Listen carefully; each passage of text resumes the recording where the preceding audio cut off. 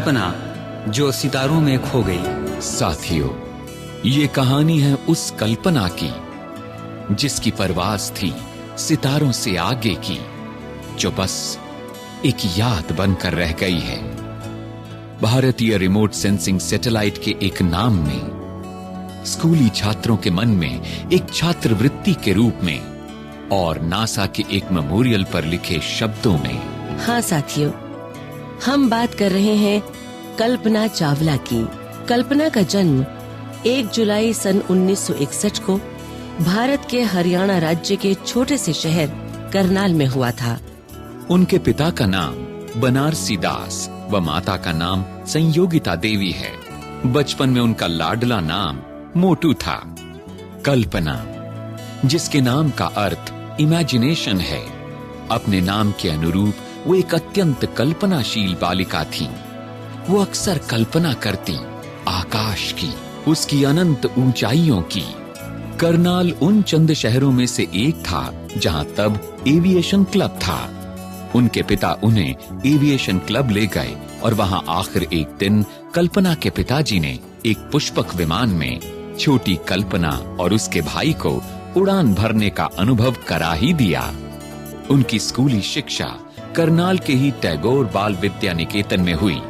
फिर वो उच्च शिक्षा के लिए अमेरिका चली गईं। दिसंबर सन 1994 में वो नासा यानी national aeronautics and space administration में एस्ट्रोनॉट ट्रेनिंग के लिए चुन ली गयीं और फिर अगले साल मार्च में नासा के जॉनसन स्पेस सेंटर में एस्ट्रोनॉट्स के 15वें ग्रुप में उन्होंने प्रशिक्षण लिया। मेहनत, लगन और समर्पण के बल पर उन्होंने सफलता के कई पड़ाव पार किए। सन 2003 1 फरवरी का दिन, बादल रहित नीला आकाश, वो बसंत की खुशगवार शाम। अमेरिका का पूरा टेक्सास राज्य, जिसमें अंतरिक्ष प्रेमी भी शामिल थे, हाथों में फूल थामे खड़े थे, मुंतजिर नजरों के साथ।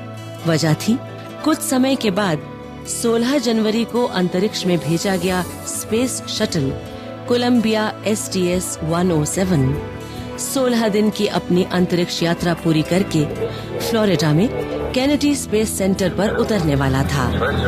ये कल्पना की पहली अंतरिक्ष यात्रा नहीं थी।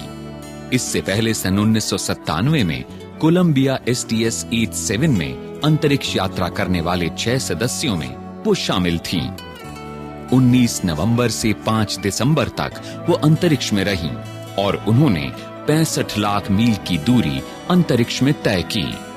इस प्रकार उन्हें प्रथम भारतीय महिला अंतरिक्ष यात्री होने का गौरव प्राप्त हुआ।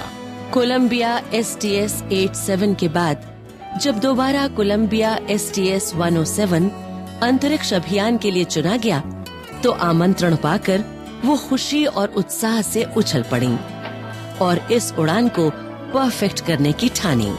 इस अंतरिक्ष मिशन के 7 सदस्य थे। कोलंबिया STS-107 एक महत्वाकांक्षी बहुउद्देशीय विज्ञान अनुसंधान मिशन था।